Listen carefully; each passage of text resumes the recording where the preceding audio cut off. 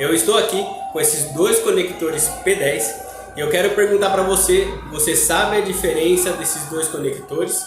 Você sabe onde você deve utilizar e como você deve utilizar esses conectores aqui no seu som, na sua igreja?